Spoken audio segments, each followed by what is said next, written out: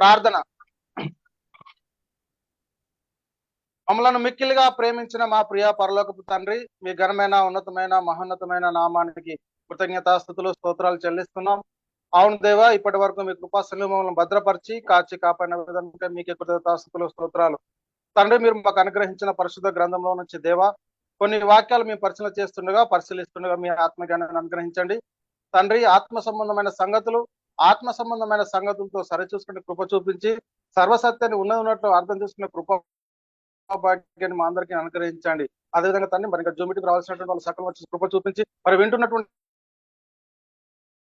క్లాసుల ద్వారా తండ్రి ఆత్మస్థితిలో బలపడటం మీరు కృప చూపించమని, తండ్రి ఆది నుంచి అంత మటుకు మీరు అధ్యక్షత వహించమని, ముందున్న సమయం అంతా మీ చేతులకు అప్పచెప్తూ ఈ ప్రార్థన మీ ప్రియ కుమారుడు మా ప్రభును రక్షకుడైన యేసుక్రీస్తు వారి పరిశుద్ధమైన నామంలో ప్రార్థన అడిగి వేడుకుంటున్నాను. పరలోకమందున మా కన్న తండ్రి, ఆమెన్.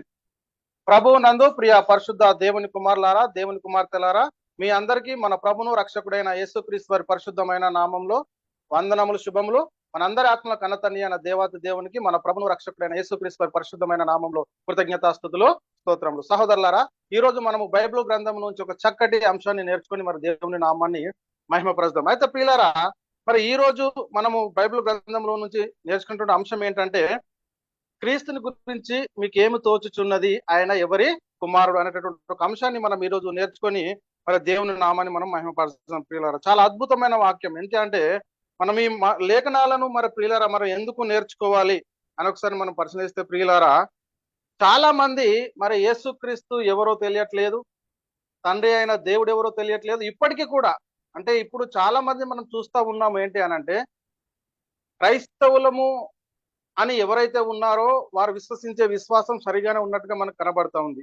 కానీ ఎవరైతే మేము క్రైస్తవులమని పేరు పెట్టుకొని నామకార్థ క్రైస్తవులుగా మరి పేరు క్రైస్తవులుగా ఎవరైతే ఉంటున్నారో వారికి పరిశుద్ధ లేఖనాలు అర్థం కావట్లేదని మనకు కనబడతా ఉంది. ఎందుకు అనంటే ప్రియులారా, లోకంలో జరుగుతున్నటువంటిది మనం వింటా ఉంటే మనకు అర్థమవుతుంది. ఏంటి అంటే, యేసుక్రీస్తు ఎవరని పరిశుద్ధ లేఖనాలు సెలవిస్తా ఉన్నాయంటే, యేసుక్రీస్తు దేవుని కుమారుడు అని చాలా అద్భుతమైనటువంటి మాటలు మనకు కనబడతా ఉన్నాయి. అంటే యేసుక్రీస్తు దేవుని కుమారుడు, యేసుక్రీస్తు ప్రభువు, యేసుక్రీస్తు రక్షకుడు, యేసుక్రీస్తు ద్వారా పాప క్షమాపణ, రక్షణ, నిత్య జీవము, పరలోకమని మనకు పరిశుద్ధ లేఖనాల్లో క్రీస్తు చేసే ముఖ్యమైన మూలరాయి ఉండగా, అపోస్తులు ప్రవక్తలు వేసిన పునాదిలో చక్కటి అంశము పరిశుద్ధాత్ముడు మనకు పొందుపరిచి ఉంచాడు పరిశుద్ధ లేఖనాల్లో.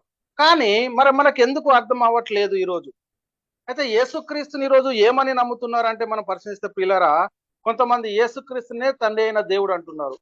అయ్యా నీకు మరి తండ్రి యేసయ్యా నీకు స్తోత్రాలు అంటే చెప్పేటటువంటి పరిస్థితిని మనం చూస్తున్నాం. అసలు స్తోత్రాలు ఎవరికి చెల్లించాలో తెలియట్లేదు, మనకు దేవుడు ఎవరో తెలియట్లేదు,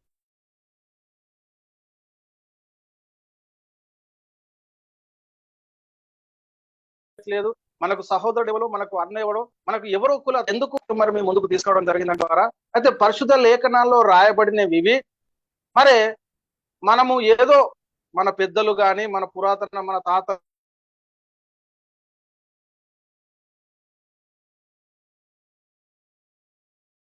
కానీ ముందున్నటువంటి వారు అనుసరించారు. ఆనంలో ఎలాగైతే జీవితాన్ని కట్టుకోవాలని మరి క్రీస్తు ప్రేమ మనం బలవంతం చేయడం ద్వారా ఈ వాక్యంతో ముందుకు వచ్చాం. అయితే ప్రియులారా, మరి క్రీస్తుని గురించి మీకు ఏమి తోచుచున్నది, ఆయన ఎవరి కుమారుడు? మరి యేసుక్రీస్తుని గురించి మనం పరిశీలన చేస్తే ఈ రోజు ఎవరి కుమారుడని ప్రకటిస్తా ఉన్నారంటే, యేసుక్రీస్తు మరియ కుమారుడు, యేసుక్రీస్తు దావీదు కుమారుడు అని ప్రకటిస్తున్నాం. మరి యేసుక్రీస్తు ఎవరు? యేసుక్రీస్తు దేవుని కుమారుడు. చాలా స్పష్టంగా మనం అర్థం చేసుకోవాలి. యేసుక్రీస్తు ఎవరు అనేది మనకు చాలా, ఈ కాలంలో ఎవరు అనేది మనకు చాలా ఇంపార్టెంట్.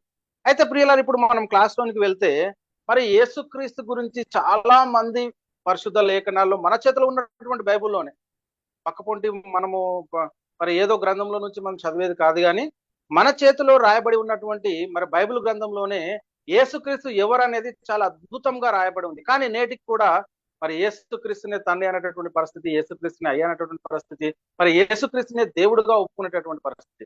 అందుకే లేఖనాలు ఏం చెప్తున్నాయంటే, క్రీస్తుని గురించి మీకు ఏమి తోచుచున్నది, ఆయన ఎవరి కుమారుడు? మనకు ఒక ప్రశ్న రావాలి. అయితే మనం అప్పుడు మనకు జవాబు అనేది మరి వచ్చేటటువంటి పరిస్థితి ఉంటుంది. అయితే ప్రియులారా, మనం లేఖనాలలోకి వెళ్ళిపోతే దయ్యములు ఇచ్చినటువంటి సాక్ష్యం మనం ఒకసారి పరిశీలన చేస్తే, దయ్యాలకు ఉన్నటువంటి విశ్వాసం కూడా ఈరోజు మరి నేడు క్రైస్తవులను పేరు పెట్టుకుంటున్నటువంటి వారికి లేనట్టుగా మన కొద్ది మందిలో కనబడతా ఉంది. అందరిని అంటలేదు నేను, కొద్ది మందిలో కనబడతా ఉంది. ఎలా అంటే ప్రియులారా, దయ్యాలు ఏం చెప్తా ఉన్నాయి అని ఒకసారి మనం పరిశీలిస్తే ప్రియులారు, ఇక్కడ మరి గదనేరియుల దేశంలో దయ్యములు పట్టిన వాడు ఏం మాట్లాడుతా ఉన్నాడు క్రీస్తు గురించి అని ఒకసారి మనం చూస్తే ప్రియులారు, ఇక్కడ మత్తయి సువార్త, ప్రతి ఒక్కటి రిఫరెన్స్ ఉంటుంది అంటే రిఫరెన్స్ చాలా జాగ్రత్తగా రాసుకోండి, చదువుకోండి మళ్ళీ తర్వాత. మత్తయి సువార్త 8వ అధ్యాయము 29వ వచనము. మత్తయి సువార్త 8వ అధ్యాయం 29వ వచనంలో, వారు ఇదిగో దేవుని కుమారుడా నీతో మాకేమి, కాలము రాకమునిపే మమ్మను బాధించకు, ఇక్కడికి వచ్చువని కేకలు వేశారు. ఏమని చెప్తా ఉన్నాయండి దయ్యాలు? చాలా అద్భుతంగా, వారు ఇదిగో దేవుని కుమారుడా నీతో మాకేమి. యేసుక్రీస్తుని ఎక్కడ చూశాయి? తండ్రితో ఉన్నప్పుడు చూశాయి. అందుకే వాటికి తెలుసు యేసుక్రీస్తు ఎవరు అంటే, యేసుక్రీస్తు దేవుని కుమారుడు. ఎక్కడ చూశారు ఈ దయ్యాలు యేసుక్రీస్తు వారిని? పరలోకంలో తండ్రి దగ్గర ఉన్నప్పుడు చూశారు. అందుకే చెప్తున్నాయి అవి, అందుకే అవి మొరపెట్టుకుంటున్నాయి. ఏమంటున్నాయి అంటే, వారు ఇదిగో దేవుని కుమారుడా నీతో మాకేమి, కాలము రాకమునిపై మమ్మల్ని బాధించకు, ఇక్కడికి వచ్చి అని కేకలు వేసిన. మాకు ఇంకా కొంచెం కాలం ఉంది, మరి ఇప్పుడే మమ్మల్ని పాతాళ లోకానికి పంపించద్దు అని మరి దయ్యాలు ఒక సాక్ష్యం చెప్తూ ఉన్న యేసుక్రీస్తు గురించి ఏమంటే దేవుని కుమారుడు అని. మరి ఈ రోజు మన విశ్వాసం ఎలా ఉంది ఒకసారి పరిశీలన చేసుకుందాం ప్రియ సహోదరి, ప్రియ సహోదరుడా.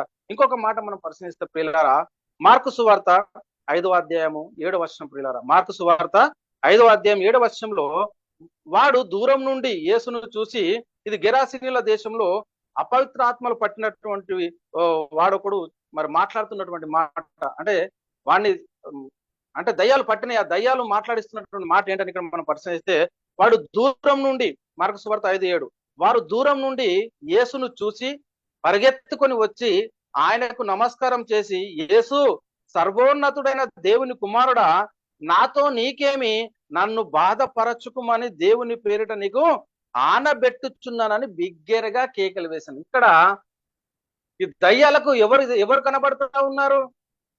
ఇద్దరు వ్యక్తులు కనబడతా ఉన్నారండి. ఇక్కడ తండ్రి అయిన దేవుడు కనబడతా ఉన్నాడు, కుమారుడైన యేసుక్రీస్తు. చూడండి పిల్లలు, దయ్యాలకు ఉన్నటువంటి విశ్వాసము నేటి క్రైస్తవులు మన పేరు పెట్టుకుంటున్నటువంటి కొద్ది మందిలో ఈ రోజు లేకపోయింది.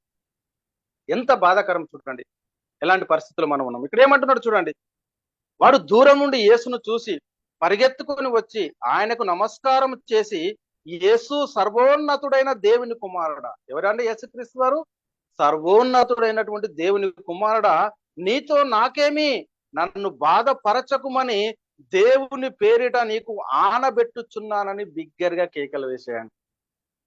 యేసుక్రీస్తును దేవుని కుమారుడుగా, సర్వోన్నతుడైన దేవుని కుమారుడు అంటున్నాయి.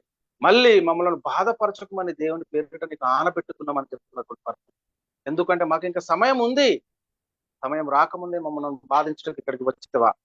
చూడండి పిల్లలు, అంటే మన విశ్వాసం ఈ రోజు ఆలోచన చేయండి పిల్లలు. నేను ఒక వ్యక్తిని కానీ, సంఘాన్ని కానీ, సంస్థ గురించి కానీ ఎవరిని ఉద్దేశించి వ్యక్తిగతంగా చెప్పేటటువంటిది కాదు. ఎందుకంటే పిల్లరా, చాలా బాధతో చెప్తా ఉన్నాను.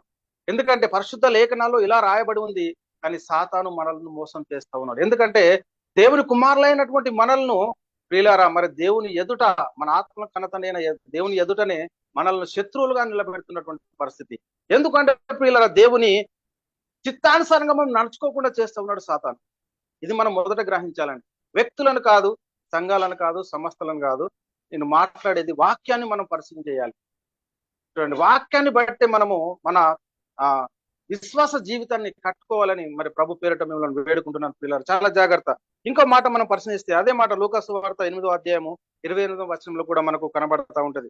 ఇంకొక మాట చూద్దామండి, లూకాసు వార్త, దయాలిచ్చినటువంటి సాక్ష్యాలు ఇవన్నీ.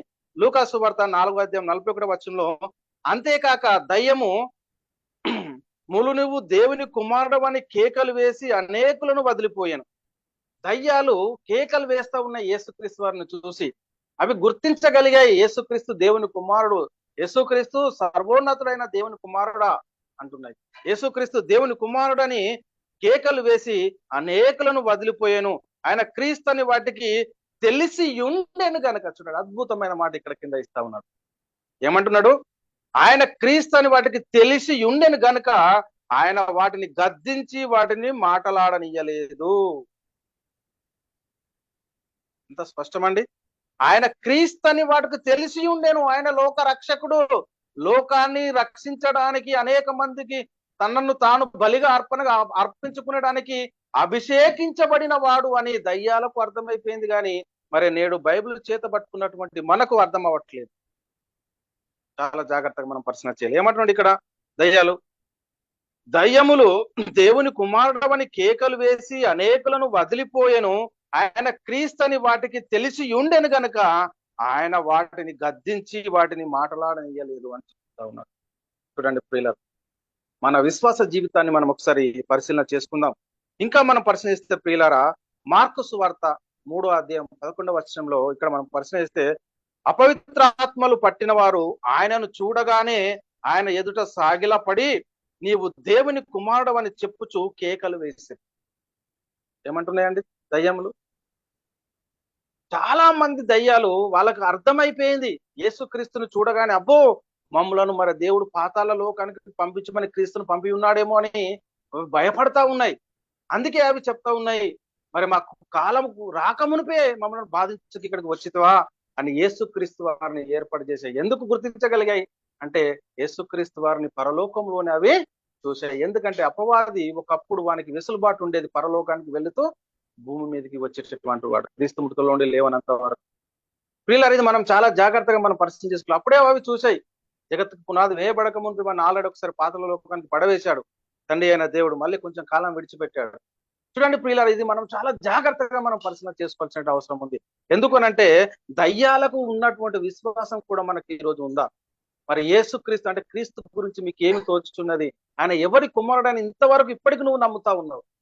ఒక్కసారి మనమే మన విశ్వాస జీవితాన్ని పరిశీలన చేసుకుందాం ప్రియులారా, చాలా జాగ్రత్త. ఇంకా మనం పరిశీలిస్తే ప్రియులారా, దేవుని సమూహమందు నిలిచి ఉండు గాబ్రియేల్ దూత అంటే దేవుని సమూహమందు నిలిచి ఉండు గాబ్రియేల్ దూత ఇచ్చినటువంటి ఒక సాక్ష్యాన్ని మనం పరిశీలన చేస్తే, ఆ సాక్ష్యము యేసుక్రీస్తు గురించి ఆ గాబ్రియేల్ దూత ఏమని సాక్ష్యం ఇస్తుంది అని ఇక్కడ మనం పరిశీలిస్తే ప్రియులారా, మీరు లూకా సువార్త 1వ అధ్యాయం 35వ వచనం నుంచి 35 నుంచి మనం పరిశీలిస్తే 26 నుంచి 35 వచనాలు అండి ప్రియులారా. లూకా సువార్త 1వ అధ్యాయం 35 నుంచి మనము 26 నుంచి 35 వచనాలు మనం పరిశీలన చేసుకుంటే మనకు అద్భుతమైనటువంటి సంగతులు అక్కడ కనబడతా ఉంటాయి.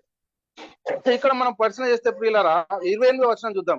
ఆ దూత లోపలికి వచ్చి ఆమెను చూసి, దయాప్రాప్తులారా నీకు శుభము, ప్రభువు నీకు తోడై ఉన్నాడని చెప్పాను. ఆ మాటకు ఆమె బహుగా తొందరపడి ఈ శుభవచనం ఏమిటి అని ఆలోచించుకొని చుండగా దూత, మరియా భయపడకము, దేవుని వలన నీవు కృప పొందితివి, ఇదిగో నీవు గర్భం ధరించి కుమారుని కని ఆయనకు యేసు అని పేరు పెట్టెదవు,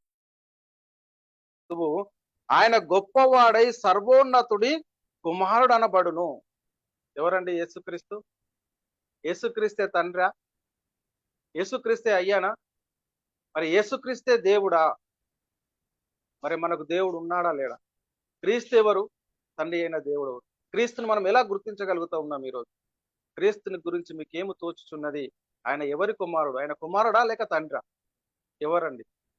ఇది మనం చాలా జాగ్రత్తగా, మనుషులను కాదు, నేను అదే చెప్తున్నాను, వ్యక్తులను చూసి కాదు, సంఘాలను చూసి కాదు, సమస్తలను చూసి కాదు, మనము మన విశ్వాస జీవితము వాక్యాన్ని చూసి, మనము మన బైబిల్కు దగ్గరగా మన విశ్వాసం ఉందా లేదా?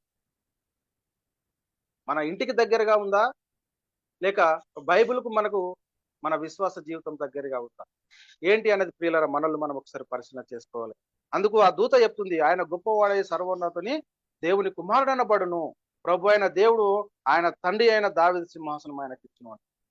ఇక్కడ మనకు ఇద్దరు కనబడుతున్నారు, యేసుక్రీస్తు వారు దేవుని కుమారుడని. మరి గాబ్రియేల్ దూత అంటే దేవుని సమూహం అందు నిలిచిండు గాబ్రియేల్ దూత వచ్చి మరియతో చెప్తున్నటువంటి మాటను మనం ఇక్కడ చూస్తా ఉన్నాం ప్రియులారా. చాలా జాగ్రత్తగా మనం పరిశీలన చేసుకోవాలి.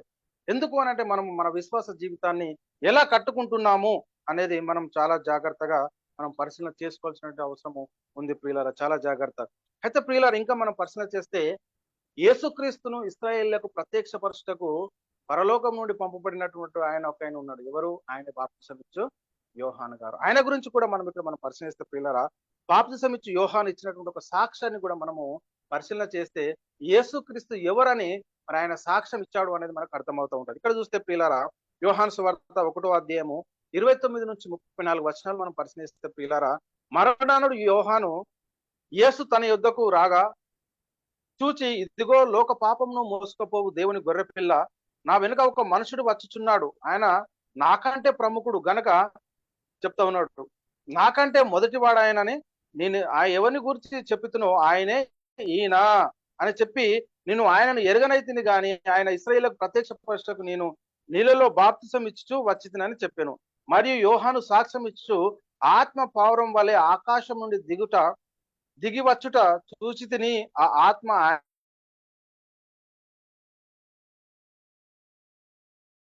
ఆయన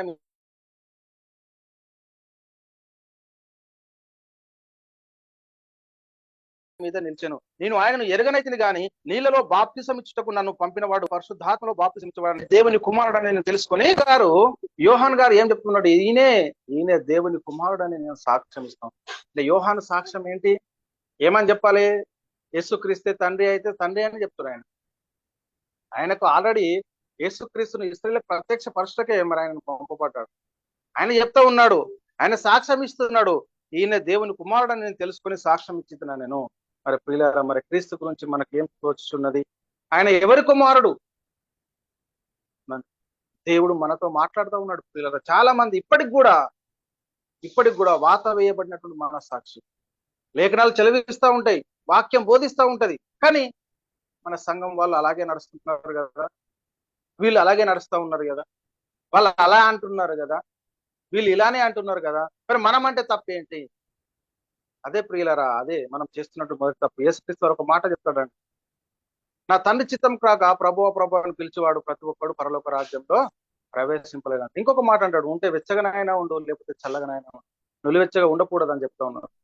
కాబట్టి ప్రియులరా, మన విశ్వాస జీవితాన్ని ఒక వ్యక్తిని గురించి భయపడడం కాదు, ఒక సంఘాన్ని చూసి భయపడడం కాదు, ఒక సమస్యను గురించి భయపడడం కాదు, కానీ నీ ఆత్మను రక్షించుకునే శక్తి గల వాక్యాన్ని నువ్వే సాత్వికంతో అంగీకరించాలి.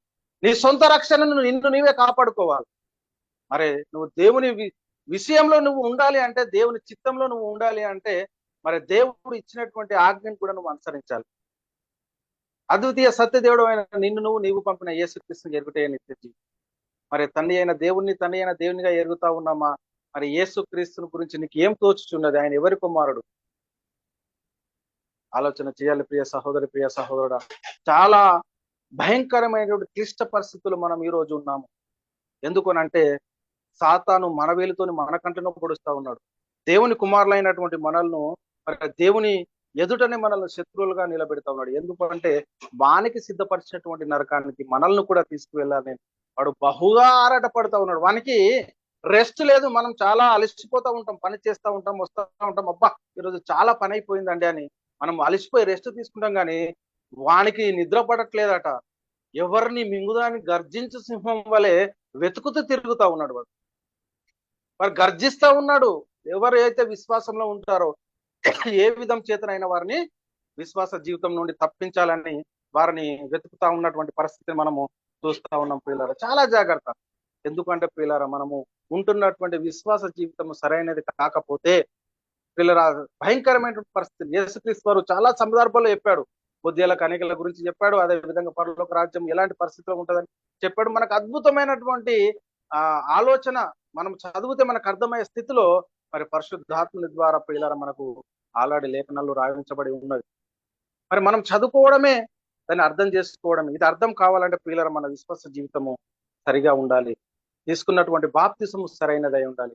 తద్వారా ప్రియులారా మనం ఆత్మ సంబంధమైన సంగతులతో సరిచూసేటట్టు కృప మనకు మరి దేవుడు అనుగ్రహిస్తాడు. కాబట్టి ప్రియులారా చాలా జాగ్రత్త. ఏమని చెప్తా ఉన్నట్టు ఇక్కడ బాప్తిసం ఇచ్చే యోహాను అంటే, ఆయన చెప్తా ఉన్నటువంటి సాక్ష్యం ఏంటి అంటే, మరి ఆయన దేవుని కుమారుడు అని చెప్తున్నటువంటి మాటను మనం చూస్తూ ఉన్నాం ప్రియులారా. ఈయనే దేవుని కుమారుడు అని తెలుసుకొని సాక్ష్యం ఇచ్చుచున్నాను అంటాడు. అదే విధంగా ప్రియులారా మార్త ఇచ్చినటువంటి సాక్ష్యాన్ని మనం పరిశీలన చేస్తే పరిశుద్ధ గ్రంథం మార్త కూడా ఒక మాట చెప్పిందండి. ఏమని చెప్పింది అంటే ప్రియులారా, మార్త నీవు లోకములకు రావాల్సిన దేవుని కుమారుడైన క్రీస్తు అని నమ్ముచున్నని ఆయనతో చెప్పింది. అద్భుతం కదండి. మనం ముందున్నటువంటి విశ్వాసులందరూ కరెక్ట్ క్రీస్తుతోలో అంటే దేవుడు ఏదైతే ఏ కాలంలో ఎలాగైతే సిద్ధపరచడో అదొక ప్రణాళికను కరెక్ట్ గానే అనుభవించుకుంటూ వాళ్ళ విశ్వాస జీవితాన్ని కొనసాగించుకుంటూ వచ్చారు. కానీ మనసరికి వచ్చేసరికి మరి అపవాది ఎక్కడో తప్పు జరిగిపోతే దాన్ని ఇంకా కూడా మరి మనం తెలియలేనప్పుడు ఏదో మనకు తెలియదండి, తెలిసి ఉన్నప్పుడు కూడా ఇంకా కూడా మనము సరి చేసుకోకపోతే, చూడండి పిల్లలు, పొద్దున లేవగానే మనం ఎక్కడికి వెళ్తామంటే అద్దం ముందుకు వెళ్తాం. అద్దం ముందుకు వెళ్ళిన తర్వాత మన ముఖంలో మచ్చ మడత డాగు కలాంకలు ఏవి ఉన్నా కానీ తుడిచి వేసుకుంటాం. మరి అలాంటప్పుడు మరి బైబిల్ను మనం పట్టుకున్నప్పుడల్లా మరి బైబిల్లో మనతో మాట్లాడుతూ ఉంటది. మాట్లాడుతున్నటువంటి పరిస్థితుల్లో మరి బైబిల్లో ఏమి రాయబడి ఉందో మరి ఆ అద్దం ముందుకు వచ్చినప్పుడు మన కళంకాలు మచ్చ మడత డాగు వీటన్నిటిని మనము మరి తుడిచి వేసుకోవాలి ప్రియులారా. మనము కడుక్కోవాలి ముఖాన్ని అయితే ఎలాగైతే కడుక్కుంటామో మనము కూడా ప్రతిరోజు మనం దినదినము రూపాంతరం పొందుతూ ఉండాలి. కాబట్టి ప్రియులారా చాలా జాగ్రత్త. ఎందుకంటే ప్రియులారా నేటి కాలంలో మనం ఉన్నటువంటి విశ్వాసం సరైనది కాకపోతే ఎప్పుడో మనకు తెలియదు. నేడు మన అంతము తెలియదు ప్రియులారా. మనం ఈ లోకంలో కొంటున్నటువంటి ప్రతి ఒక్క వస్తువుకు మనం వారంటీ గ్యారంటీ ఇస్తా ఉన్నాం, కానీ మన జీవితాలకే గ్యారంటీ లేదు. ఎందుకంటే ఇంతలో కనబడి అంతలో మాయమైపోయే నీటి ఆవిరి వంటి జీవితాలు అంటారు. కన్ను రెప్పపాటు సమయంలోనే ధనవంతుడు లాజరు చనిపోయారు. కన్ను రెప్పపాటు సమయంలోనే ఒకళ్ళేమో అగ్ని జ్వాలల్లో యాతన పడతా ఉన్నారు, ఇంకొకరేమో మరి నెమ్మది పొందుతా ఉన్నారు. ఎంతటి కన్ను రెప్ప వేచేవారిగా మన పరిస్థితి తారుమారైపోయేటటువంటి పరిస్థితిలో ఉన్నాం. మరి మన విశ్వాస జీవితాన్ని సరిగ్గా కట్టుకుందాం, మన విశ్వాస జీవితాన్ని కొనసాగింపుకుందాం. ఎందుకు అంటే ప్రియులారా క్రీస్తు సమీపంగా ఉన్నాడు. ఎప్పుడో తెలియదు ఆయన రెండో అక్కడ. మరి మనము సిగ్గులేని ముఖాలతో ఆయనని ఎదుర్కోవాలంటే మన విశ్వాసము సరిగ్గా ఉండాలి ప్రియులారా. శత్రువు మన మీదకి వస్తే మన దగ్గర ఆయుధం ఉండాలి. ఆ ఆయుధం ఉంటే తప్ప ఎదుర్కొంటాం, లేకపోతే మన దగ్గర ఏ ఆయుధం లేకపోతే మనం ఎదుర్కోలేం. కాబట్టి ప్రియులారా సాతాను మనల్ని ఏదో విధంగా మోసం చేయాలని చూస్తూ ఉంటాడు. కాబట్టి ఆ ఆత్మ ఖడ్గాన్ని వాక్యాన్ని మనం ధరించుకొని మరి వాక్యంతో మనం కట్టబడితే ప్రియులారా మనకు ఎలాంటి ప్రాబ్లం కూడా ఉండదు. కాబట్టి మనల్ని వ్యక్తులను కాదు మనం చూసేది, వాక్యాన్ని మనం చూడాలి. ఇంకా మనం పరిశీలన చేస్తే ప్రియులారా మోసే గారు ఇచ్చినటువంటి ఒక సాక్ష్యాన్ని మనం పరిశీలన చేస్తాం. మోసే గారు ఒక సాక్ష్యం ఇచ్చాడండి. ఏంటి మోసే గారు ఇచ్చినటువంటి సాక్ష్యము? అపోస్తలుల కార్యములు 3:22-23 మనం పరిశీలిస్తే ప్రియులారా మోసే ఇట్లా నేను ప్రభు అయిన దేవుడు నా వంటి ఒక ప్రవక్తను మీ సహోదరుల నుండి మీ కొరకు పుట్టించును, ఆయన మీతో ఏమి చెప్పినను అన్ని విషయంలో మీరు ఆయన మాట వినవలెను. ఆ ప్రవక్త మాట వినువాడు ప్రజలలో ఆ ప్రవక్త మాట వినని వాడు ప్రజల్లో ఉండకుండా సర్వనాశనమగునని ఎక్కడ చెప్తున్నటువంటి మాట. అంటే ప్రభు అయిన దేవుడు నా వంటి ఒక ప్రవక్తను మీ సహోదరులను క్రీస్తు గురించి కురిస్తున్నాం. చూడండి పిల్లలు, ఆయన ప్రవక్తగా ఈ లోకానికి వచ్చాడు. ఇంకా మనం ఎలాంటి పరిస్థితిలో ఉన్నాం పిల్లరా? మరి మన మాటలు మనం వింటున్నటువంటి విశ్వాస జీవితం సరైనదేనా కాదా? ఇంకా మరి ప్రియులారా మనం చాలా జాగ్రత్తగా మనం పరిశీలన చేసుకోవాల్సినటువంటి అవసరం అంతేనా ఉంది ప్రియులారా. ఇంకా మనం పరిశీలన చేస్తే మార్క్ ఇచ్చిన సాక్ష్యాన్ని మనం పరిశీలన చేస్తే మార్క్ గారు సువార్త రాస్తావు మొదటిలోనే ప్రియులారా మొదటి వచనంలోనే అద్భుతమైన సందేశాన్ని ఇచ్చాడు క్రీస్తు గురించి. ఏమంటున్నాడు ఇక్కడ? మార్కు సువార్త 1:1 దేవుని కుమారుడైన యేసుక్రీస్తు సువార్త ప్రారంభం.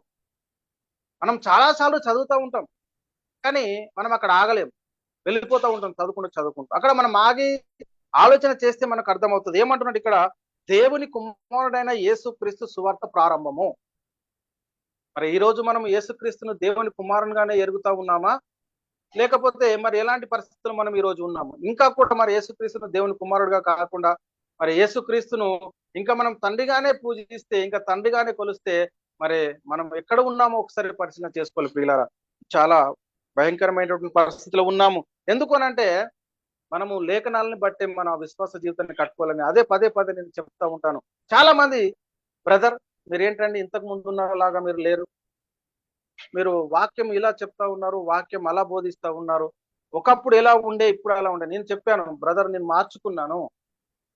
నేను మనుషులకు కాదు, సంఘాలకు కాదు, నా బైబిల్కు అంటే దేవుడు ఏదైతే రాయించాడో ఆ బైబిల్ ద్వారా నా విశ్వాస జీవితాన్ని నేను కట్టుకుంటున్నాను. వ్యక్తుల మీద విశ్వాసం పెంచుకుంటే ఈరోజు ఒకరు మనల్ని మోసం చేస్తారు, కానీ దేవుడు రాయించి ఇచ్చినటువంటి పరిశుద్ధ లేఖనాల మీద మనం విశ్వాసం పెట్టుకుంటే మనల్ని ఎవరు కూడా మన విశ్వాసం నుండి తప్పించలేదు. ఇది మనం మొదట మన హృదయాల్లో భద్రపరచుకోవాల్సిన విషయం ఎంతైనా ఉంది ప్రియులారా. ధోనిలో ఉన్న శిష్యులు ఒక మాట చెప్పారు, సముద్రంలో గాలులు లేస్తా ఉన్నాయి, తుఫాన్ లేస్తా ఉంది, అల్లోకొల్లం అయిపోతా ఉన్నారు. అలాంటి పరిస్థితుల్లో యేసుక్రీస్తు వారు అక్కడ ఒక మాట యేసుక్రీస్తు వారు చేసినటువంటి ఆ సూచక్రియను బట్టి వాళ్ళు ఒక మాట చెప్తా ఉన్నారు. ఇక్కడ ఏమంటుంటారు?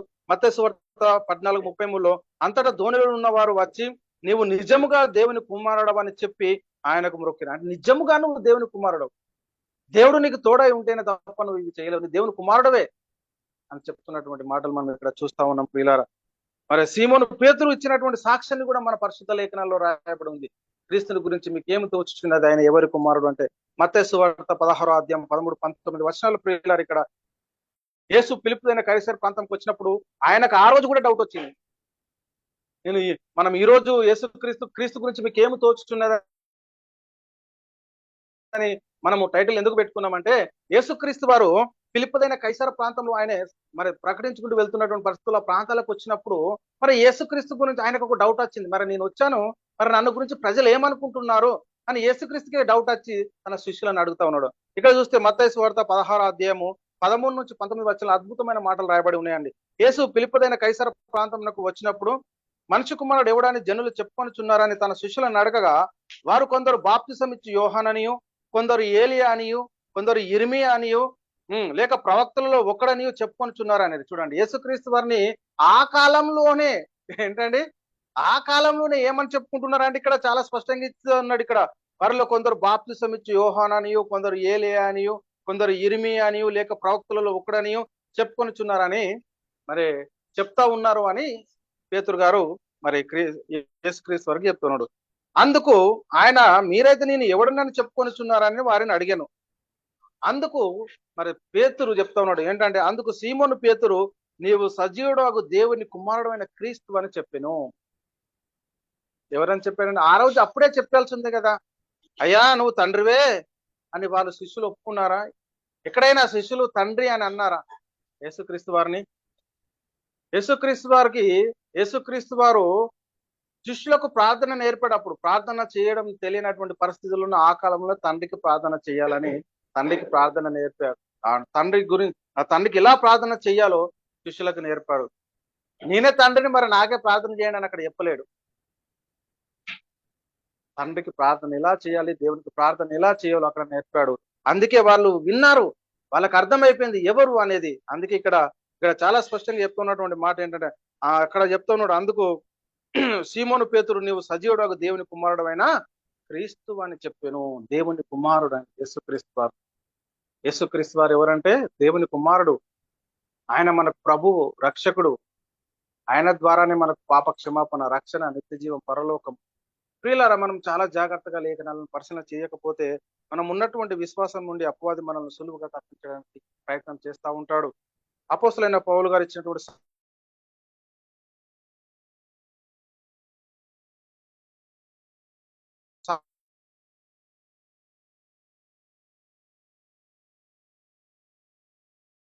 సాక్ష్యాన్ని కూడా మనం ఇంకొకసారి పరిశీలిస్తే పిల్లరా, అపోస్తలుడైన పౌలు గారు ఇచ్చినటువంటి ఒక సాక్షి, యేసుక్రీస్తు వారు మరి దేవుని అంటే అపోస్తలుడైన పౌలు ఆయన ఎదుర్కొన్న తర్వాత యేసుక్రీస్తు ఎవరైనా బోధించాడు అంటే ఇక్కడ మనం చూస్తే పిల్లరా, అపోస్తల కార్యంలో 9:20 వచనంలో, వెంటనే సమాజ మందిరంలో యేసే దేవుని కుమారుడైన ఆయనను గురించి ప్రకటించుచూ వచ్చెను. ఈరోజు మనము ప్రకటన చేస్తా ఉన్నాం సువార్త అని అంటే, ఎవరని ప్రకటన చేయాలి? యేసుక్రీస్తు. వెంటనే సమాజ మందిరంలో యేసే దేవుని కుమారుడు ఆయన గురించి ప్రకటన చేస్తూ వచ్చాడు. ఈ రోజు మనం సువార్త ప్రకటిస్తా ఉన్నాం, వాక్యాన్ని బోధిస్తా ఉన్నారు.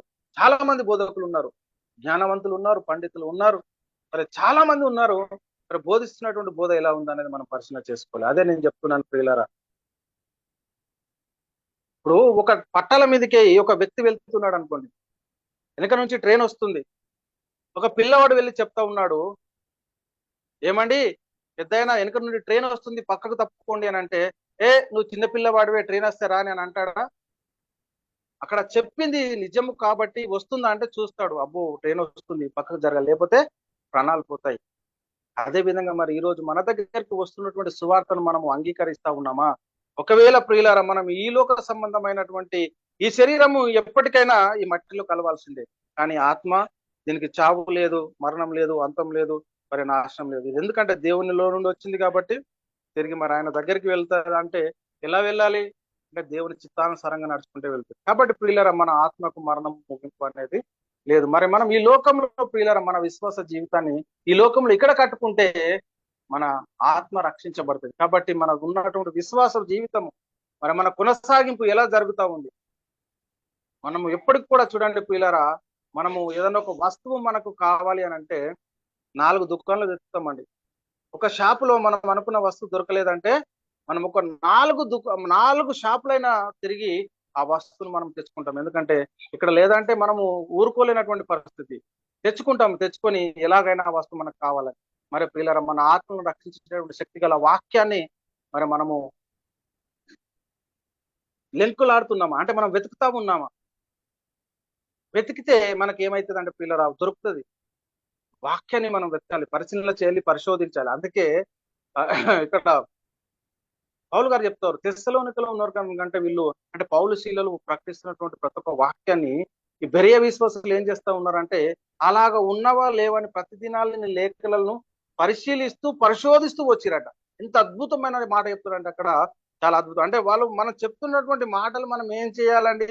లేఖనాలు ఎవరు చెప్పినా వాటిని మనం పరిశీలన చేయాలి, పరిశోధించాలి. అంతే తప్ప మనము అలా పరిశోధన చేయకపోతే నిజంగా లేఖనం ఇలా చెప్తుందా లేదా అనేది మనకు అర్థం కాదండి. ఎవరు ఏది చెప్పినా ఏదో ఒక రోజు మనము మరి బైబిల్ను పట్టుకెళ్తే మనకు ఏమి కూడా తెలియదు ప్రియులారా. ప్రతిరోజు మనం బైబిల్ను చదవాలి. తద్వారా బైబిల్లో రాయబడినటువంటి లేఖనాన్ని మనం అర్థం చేసుకోవాలి.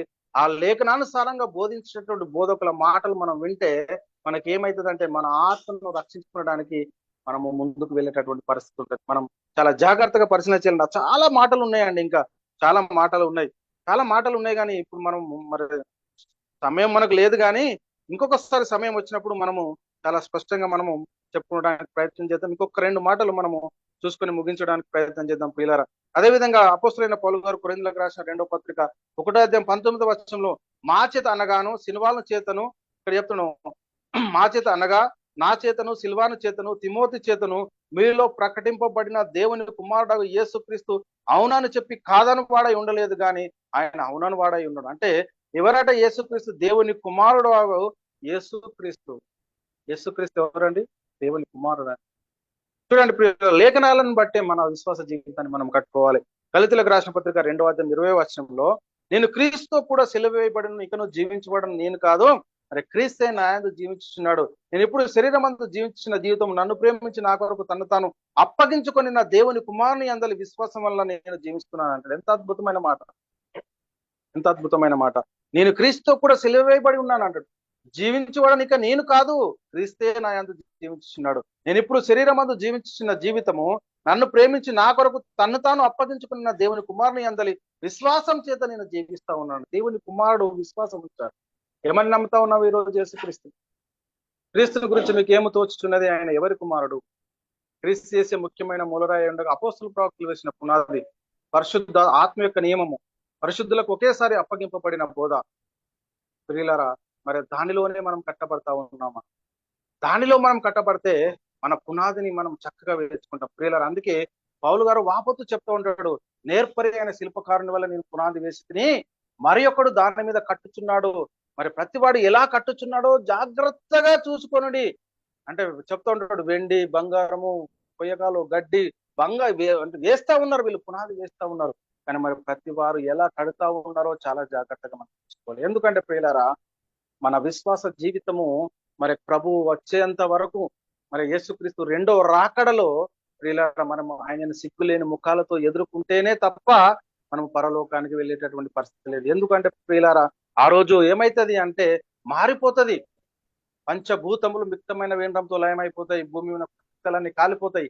అప్పుడు జరిగేది ఏంటంటే ప్రియులారా, మరి క్రీస్తు నందు ఎవరైతే విశ్వాసం కలిగి జీవిస్తా ఉన్నారో, యేసుక్రీస్తుని ఎవరైతే దేవుని కుమారుడని ఒప్పుకుంటున్నారో, మరి యేసుక్రీస్తు ప్రభు అని ఎవరైతే విశ్వసిస్తున్నారో, నమ్మి ఆయన నామంలో క్రీస్తు చేస్తున్నాము, మరి యేసుక్రీస్తు నామంలో బాప్తిసం పౌలు గారు చెప్తా ఉన్నారు, అపోస్తలుడైన పేతురు గారు చెప్తా ఉన్నారు కదండి. అపోస్తలుల కార్యములు 2వ అధ్యాయము మనం 36 నుంచి మనం కిందికి చదువుకుంటూ పోతే 38వ వచనం అప్పుడు చెప్తా ఉంటాడు పేతురు గారు, మీరు మారు మనసు పొంది పాపక్షమాపణ నిమిత్తం ప్రతివాడు యేసుక్రీస్తు నామమున బాప్తిసం పొందుడి, అప్పుడు మీరు పరిశుద్ధాత్మని వరము పొందుదురు అంటాడు. కాబట్టి ప్రియులారా, మనం చాలా జాగ్రత్తగా మనం పరిశీలన చేసుకోవాలి. మన విశ్వాస జీవితాన్ని మరి అపోస్తుల ప్రవక్తలు చేసిన పునాది పైన కట్టుకుంటున్నామా? ఎప్పుడు మనం క్రైస్తవులం అయ్యాము?